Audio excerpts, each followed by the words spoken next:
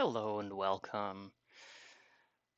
I'm just putting the finishing touches on one of the maps that I'm working on for my game, and while I'm doing this, I figured I would record a video, just kind of sharing some thoughts that I had. And one of the things that I wanted to talk about this time was why it is that a lot of RPG Maker games get a bad reputation. And there's three reasons that I have kind of boiled it down to, in my opinion. This is all my opinion. Um, Three reasons as to why RPG Maker games typically get a bad reputation. My computer's being slow today. Or no, my mouse just died. Give me a second. And we're back. Okay, yeah, great start. This is fantastic. Um, yeah, there we go. Now we're going smooth.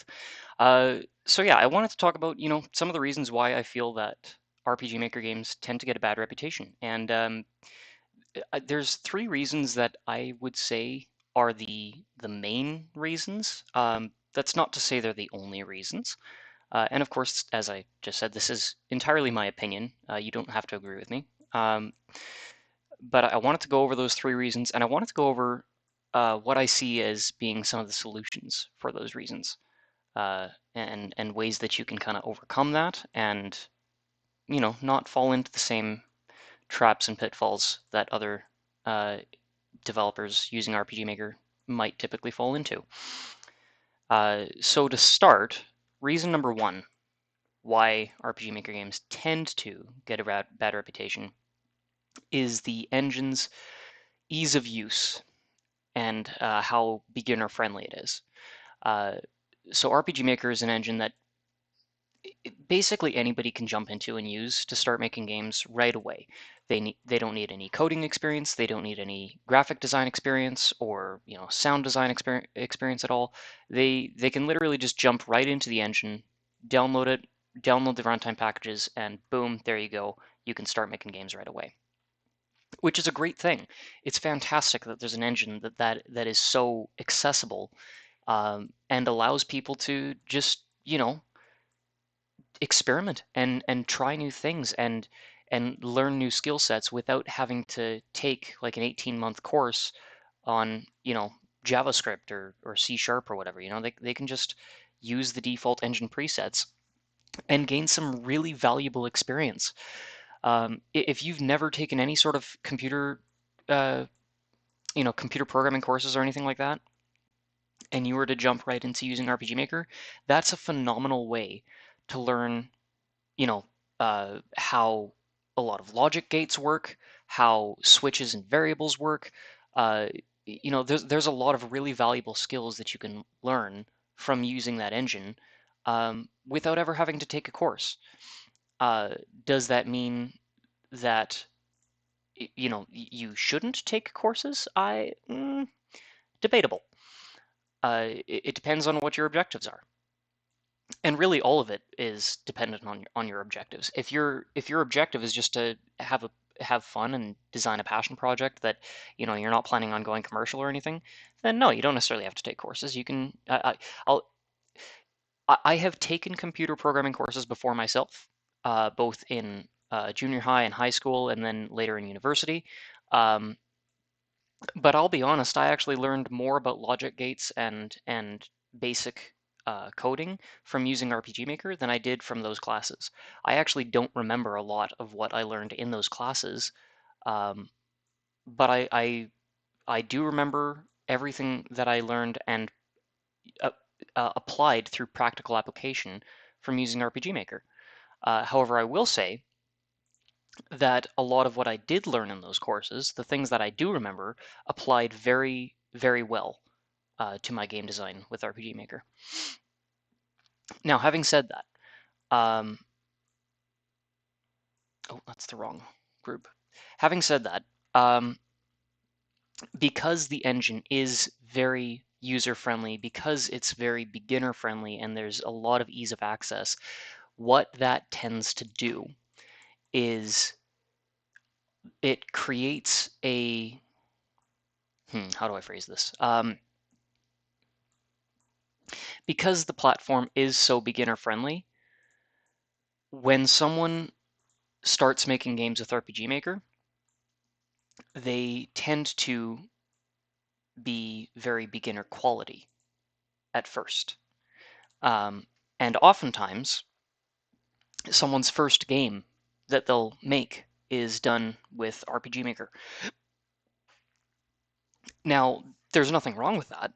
That's actually a really great thing. It's like I said, it's a valuable learning tool. Um, but what ends up happening is a lot of those first games ever made get released um, on various platforms, which again is a phenomenal way to get feedback. Um, what I would say creates a bit of a negative experience for some people with RPG Maker games uh, is when those first games are attempted to be sold. Um, I've kind of talked about this in one of my other videos. I think it was one of my mapping tutorial videos. If you're going to go commercial, do it right. Make sure that you're actually producing quality. Your customers deserve it, and you're worth it. Don't sell yourself short. If you're planning on going commercial, make sure that what you're producing is is worthy of the name.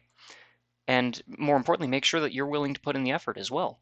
It's it doing creating a commercial game not only takes time, it takes a lot of effort. Your initial release might be a little bit bug riddled, and if you're not willing to spend the time to, you know, introduce patches and bug fixes, it's probably not a good idea to go commercial. That there is a certain level of responsibility with that. It's one of the reasons why I've never actually gone commercial myself, is because I don't actually want that responsibility. I would rather just make games for a passion and for fun. But I will tell you, there is nothing more frustrating to me than playing a game that is riddled with bugs that I paid for and having the developer not willing to address them. It feels very, it feels kind of scummy. It feels like the intention of the developer was not actually to make something fun and enjoyable, and it shows that the developer didn't actually have as much passion for the project as uh, maybe they claimed, because they're not willing to, address the things that are wrong with it. It makes it seem as though the developer's just out for a quick buck. Um, so if you're going to go commercial, I would say go quality. Um, However, how do you get that quality? Through quantity. Make half a dozen short, simple games and learn how your engine works. Learn how assets, you know, blend well together, or if they, clash.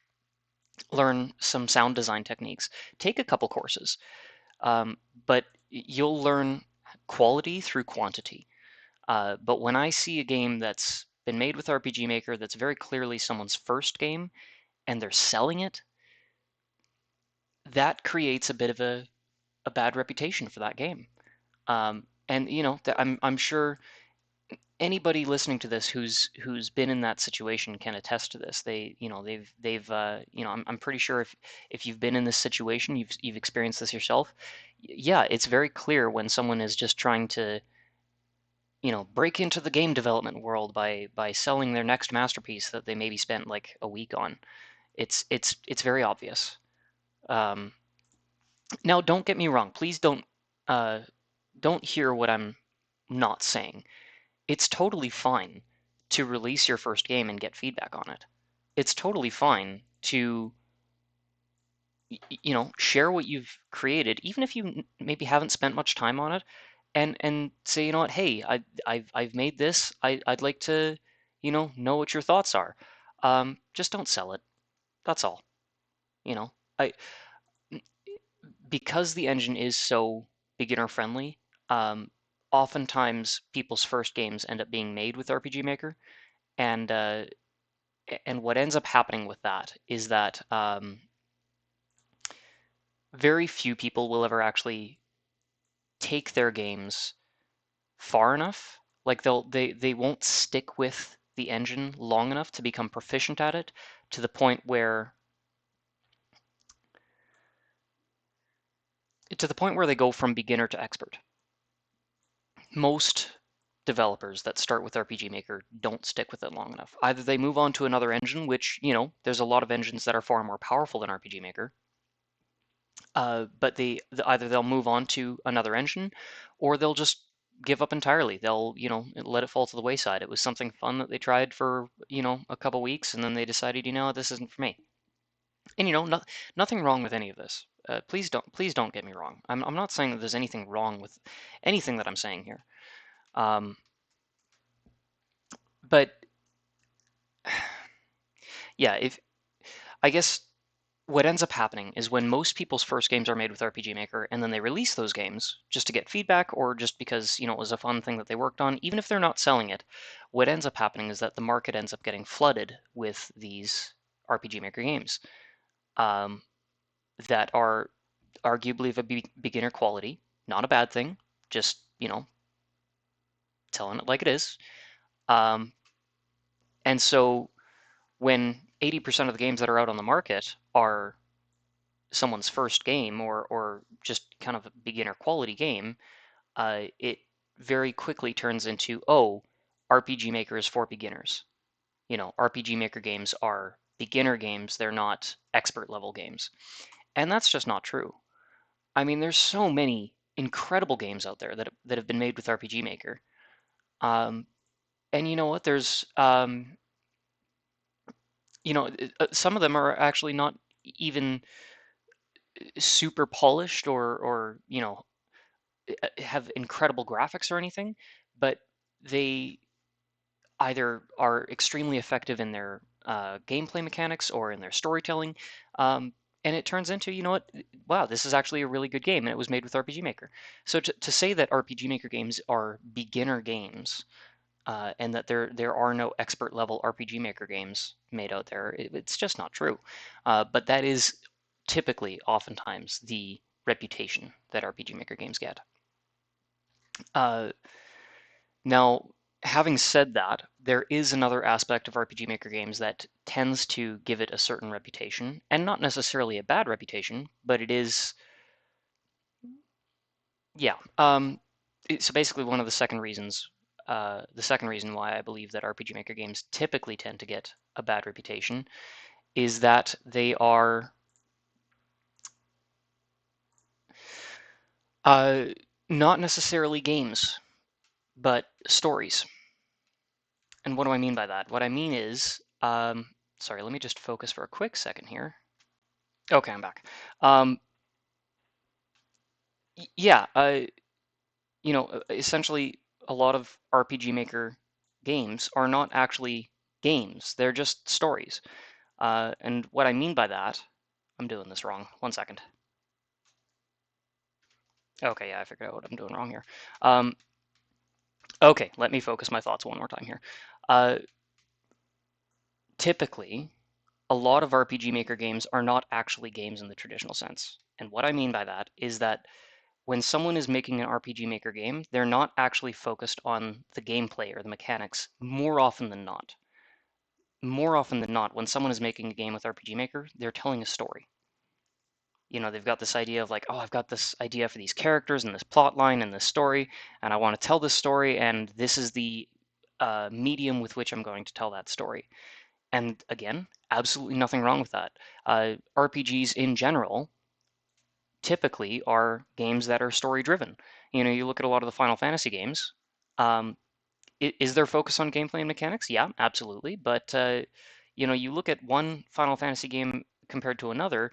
Um, Maybe they change up the formula a little bit. Maybe they add in an extra mechanic or two here or there. Maybe they change the art style, or maybe the battle system a little bit.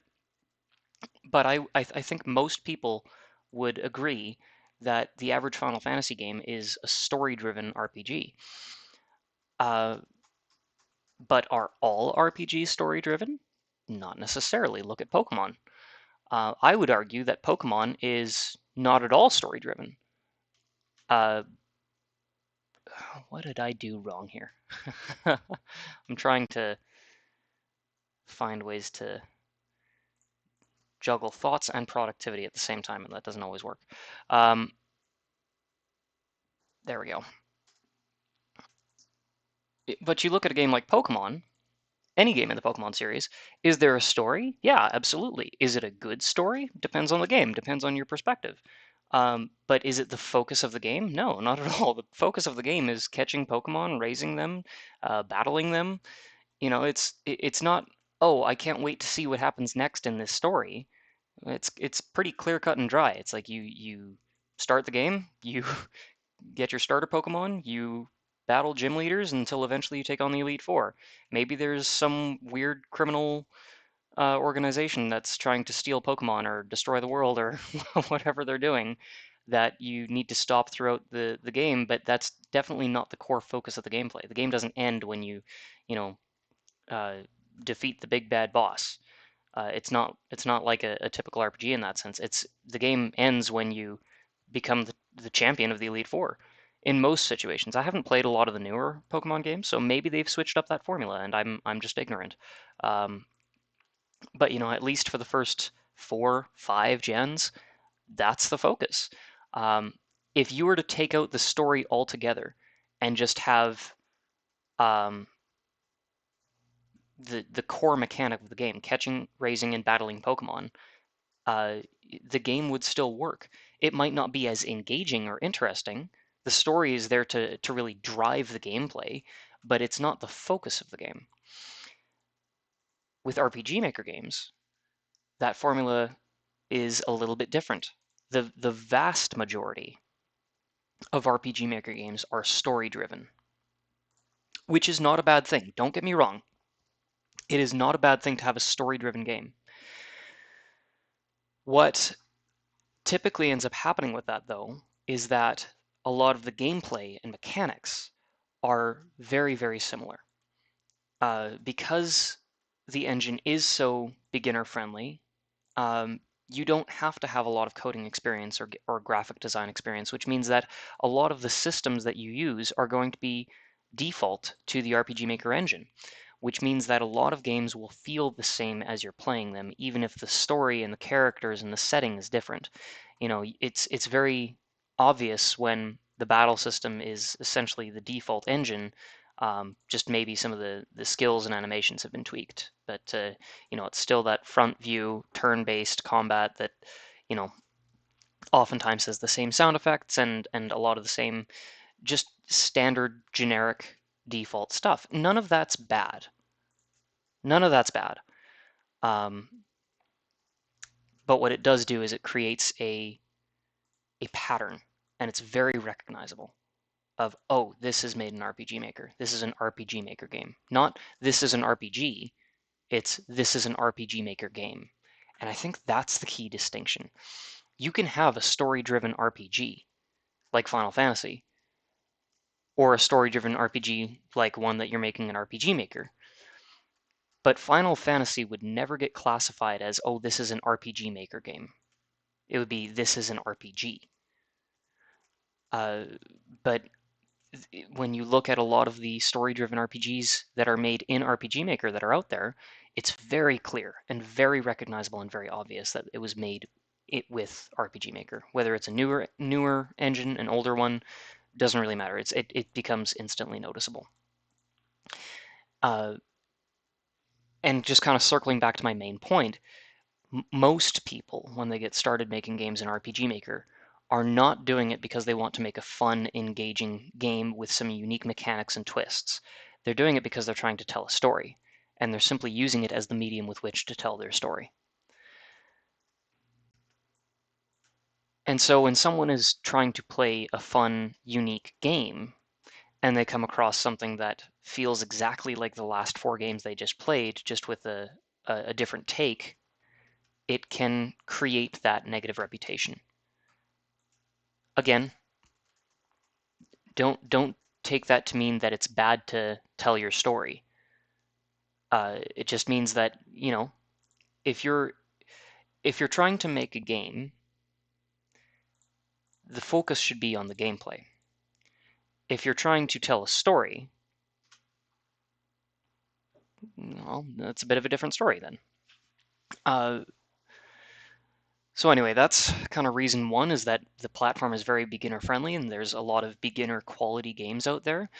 Reason two is being that a lot of people are not actually making games, they're just trying to tell a story. But the third reason why I kind of feel that RPG Maker games tend to get a bad reputation is the overusing of a lot of assets. Um,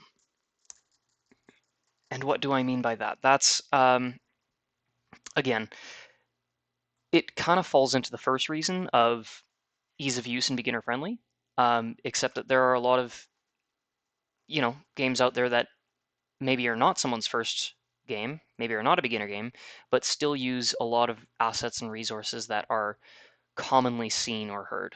Um, Runtime package games, especially, are notorious for this.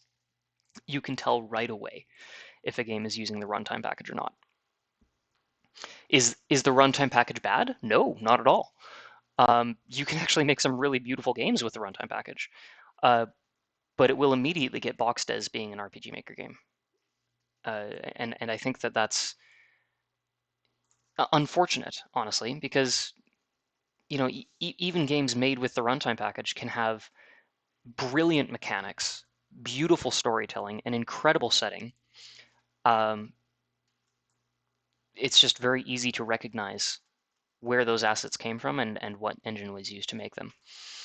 Um, Now, this sort of goes into the first reasoning, though, of the engine being very beginner friendly.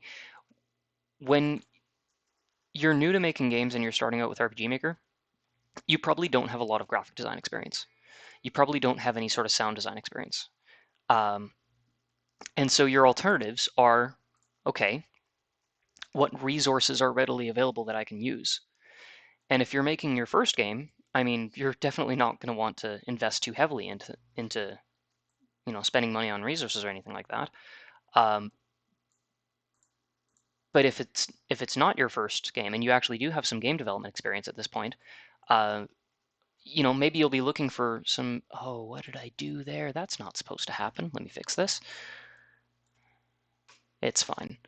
Um, if you're maybe not new to making games and you are looking for what sort of resources you want to use, um, when it comes to RPG Maker, there is a plethora of resources available, a lot of which are free, that tend to get overused. They show up in a lot of games. Um, Music especially is very, very difficult to find free resources for that can be used in an RPG. And so you'll oftentimes hear a lot of the same songs. You'll oftentimes hear a lot of the same sound effects. Graphics are a little bit easier to find diverse style, but then that actually kind of brings in a different aspect: is your art style consistent? You don't need beautiful, detailed, incredible graphics to make a good game. Your graphic style does not have to be hyper realistic. It just needs to be consistent. If you have a consistent art style, your game will do a lot better than if you have assets that clash. Even if every single one of those assets is beautiful in its own right, if they don't work together, then it's not going to work at all. So I mean, when you're just starting out making games and you're maybe using RPG Maker, you probably don't have the experience to create custom resources, and you definitely don't have the budget or the resources to purchase or commission those kinds of resources. And also, more often than not, until you've actually developed a reputation as a developer that makes good games and follows through on completing those games, most people are not going to be willing to work with you on a group project. It's going to be very hard for you to find someone who's like, yes, I'll work with you and commission music and make artwork for your game. Um, you just kind of have to actually make the game if you don't have a solid reputation already built. Um, and oftentimes, even if you do have a solid reputation built, uh, you're still going to have to actually pay for those resources. Most people aren't just going to work with you on a passion project. Um, you know, people's time and skills are valuable and should be adequately and appropriately compensated. Uh, so to say, oh, do you want to work with me on this game and make the music and graphics and, I'll credit you. Well, most people have better things to do with their time. Um, so because of that, because most people don't necessarily have a diverse enough skill set to be able to tackle everything on their own, sound design, graphic design, level design, puzzle design, character design, storytelling, all that stuff, because most people don't have the skills to tackle all of that on their own, and they don't typically have the resources or the reputation to commission that kind of stuff, um, the default is, okay, let's see what's available for free online. And as a result, a considerable number of developers end up using the same resources, and a lot of games end up looking the same. Even the games that I make use Celiana's tile sets, which I haven't seen a ton of games that use these graphics exceptionally well. Um, because for one, some of these resources are actually paid for. The ancient dungeon tile set that I'm using now is paid for, um, but a lot of her parallax tiles are not. But even Celiana's tiles are quite recognizable as, oh, these are tiles meant to be used for an RPG Maker game. But even then, when I started work on Thrall, you know what? Let me actually back up even further. When I started work on Bloodstained Hands, I'll open up the project here. So Bloodstained Hands was actually the first RPG Maker game I actually ever made. And I initially made it in RPG Maker 2000. And it was awful. It was absolutely awful. And then VX came out, and so I got RPG Maker VX, and I remade the game, and it took like a solid 10 years to actually remake because I wanted to redo everything and retell the story and do all of that. And then over the last 5 years after that, I spent, redoing all the graphics and the maps and things like that, and a lot of the mechanics as well got redone. Um, and what that turned into was a 15-year project that was actually really my first ever RPG Maker game. Um, don't do that. Don't spend 15 years on one project when it's your first project. Get some experience working on other projects before you jump into, oh, I'm going to try to make one massive project and it's going to be the only one I ever do. Please don't do what I did. It's a bad idea. Um, but when I started working on Bloodstained Hands, I fell into the exact same trap I just shared with you. I started by thinking I'm going to tell a story, and I'm going to do that by making a game instead of focusing on making a game and have that game tell a story. I used all the beginner assets and resources, the runtime package, everything. The only thing I went custom with was music, and even then it wasn't custom. And I ultimately had to replace the music that I originally used because it was trademarked. It was music from the Full Metal Alchemist series. I primarily Brotherhood, but some from the original as well, because I felt like it fit so perfectly in the game. And then I realized, oh, I can't actually distribute this because I don't own it. But I started making Bloodstained Hands by trying to tell a story, not by trying to make a game. And I used all the default resources. Um, With Thrall, however, the one that I'm working on right now, this game started with an idea that I had where I thought, can I make a random loot system similar to what you've seen in the Borderlands games using RPG Maker VX? And I thought, you know what? I bet there's a way that I can do it with what I've learned over the last 15 years with programming in Ruby and, learning how the engine works. I think I could make that work, but it's going to take work. Um, And so I started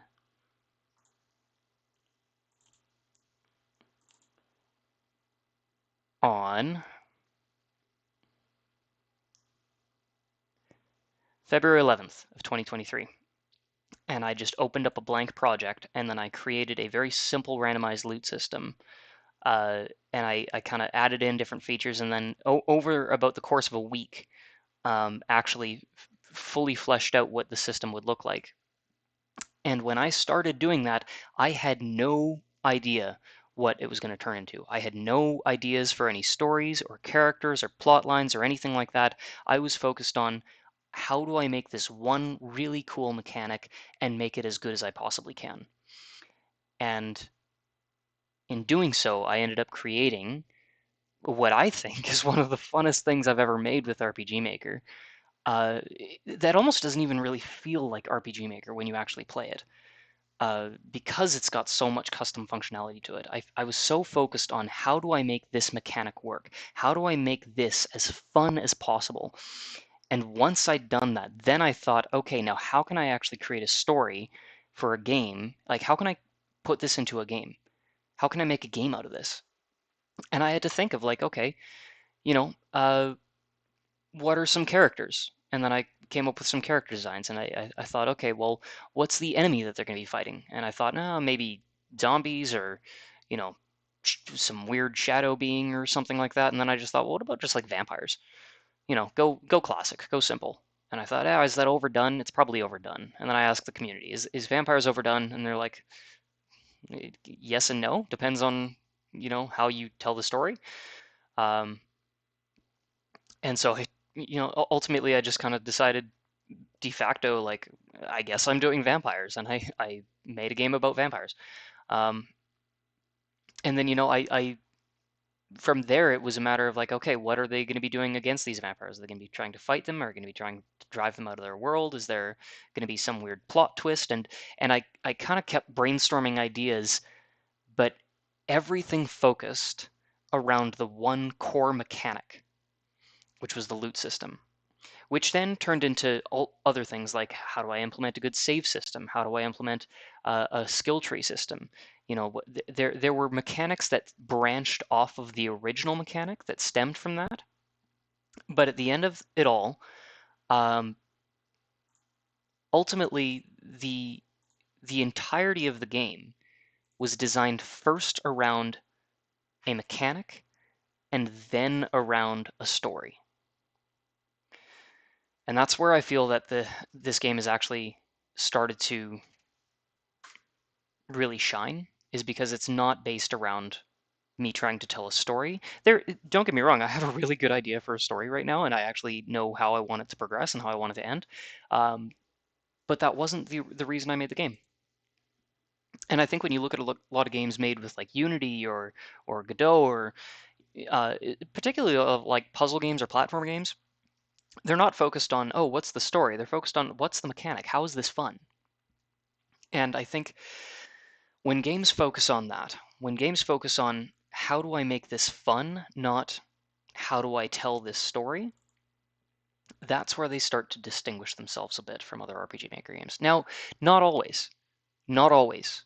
And I'll give a couple examples here. There are some games that um, tell a phenomenal story, but their mechanics are very much cookie cutter RPG Maker. But that are they still amazing games? Yes, absolutely. Off is one of my favorite RPG Maker games. It is very clearly RPG Maker. It uses a unique art style. It uses unique and custom audio and graphics, but the combat system is pretty clearly RPG Maker. Not very well fleshed out. The actual gameplay and mechanics, as far as the battle system goes, are very simple. There's not a lot that's um, unique and custom about that. But the ambiance, the setting, the storytelling, some of the puzzle design, that's all very clever and unique and very well done.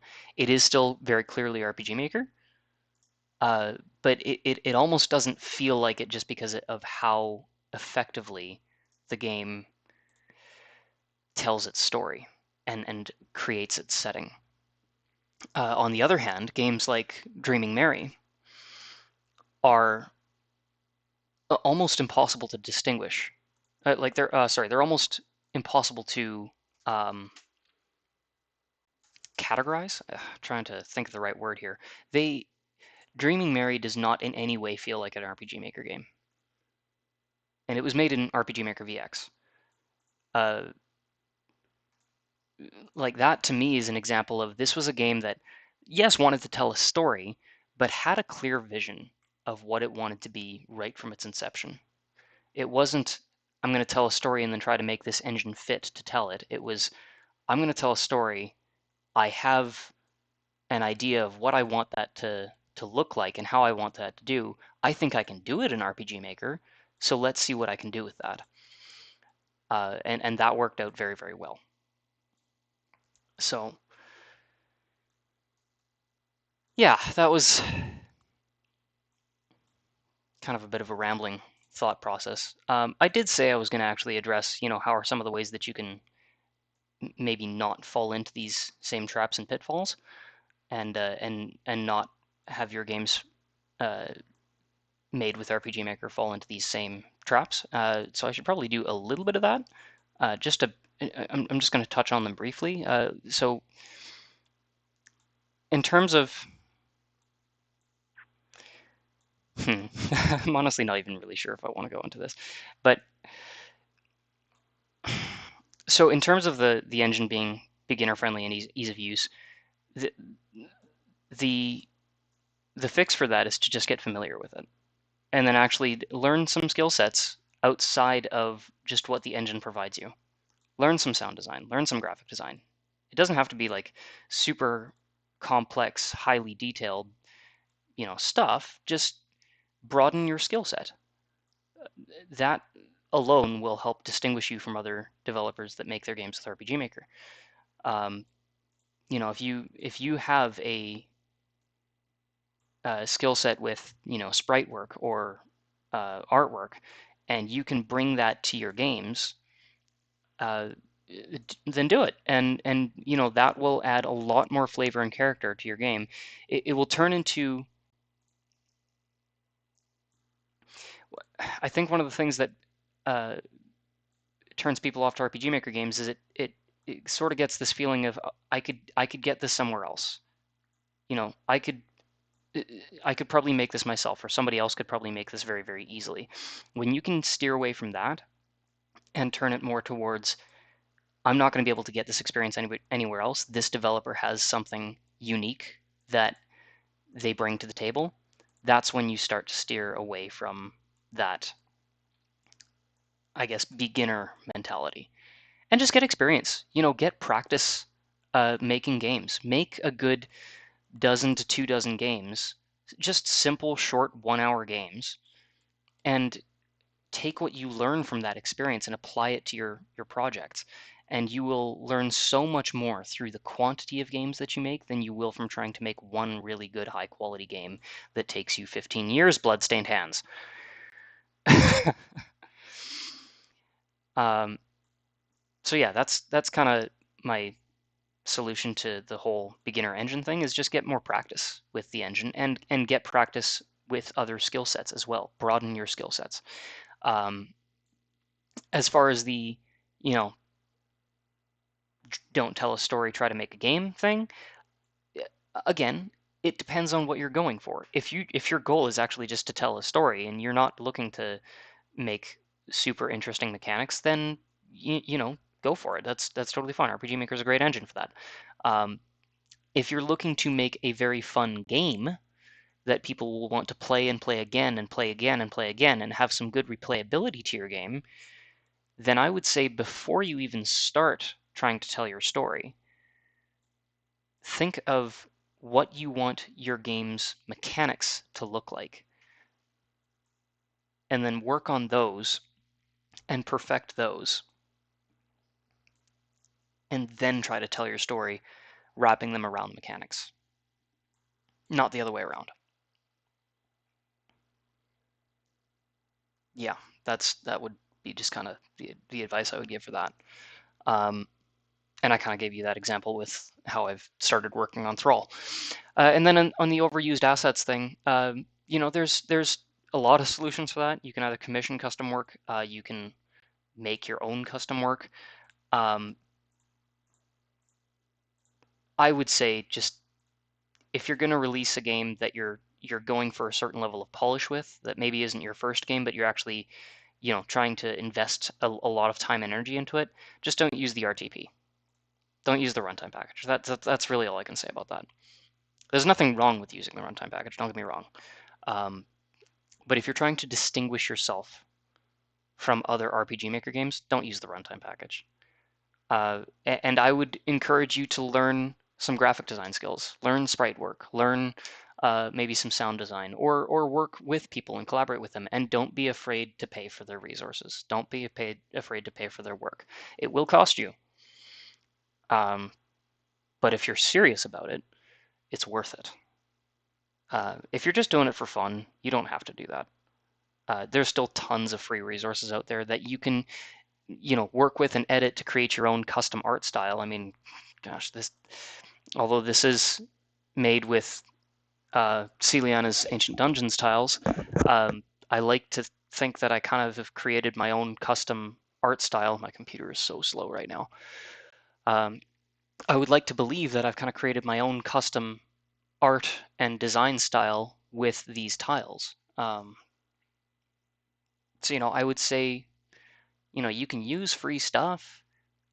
Just, try to put your own spin on it and your own flavor on it. There's a lot of ways that you can make that happen. And I think that's kind of it, really. Just, yeah. This isn't a very well structured or organized video. It's more just I needed to finish up this map and I wanted to release a video, and this is a subject I wanted to talk about, so I'm just going to do them all at once. I don't edit my videos because I'm not a professional YouTuber. I don't want to be. I don't know, like trying new things, and this is a new thing for me to try. So, and that's one of the beautiful things about RPG Maker, is that if you want to make games and you're looking to try something new, it's a great way to try something new and not have to spend a ton of money or take a bunch of courses learning a programming language. It's there and ready for you to use and is very accessible. So anyway, I'm going to finish up this map off recording here. I just wanted to put that together. So I hope you enjoy the rest of your day, and thanks for tuning in. See you next time.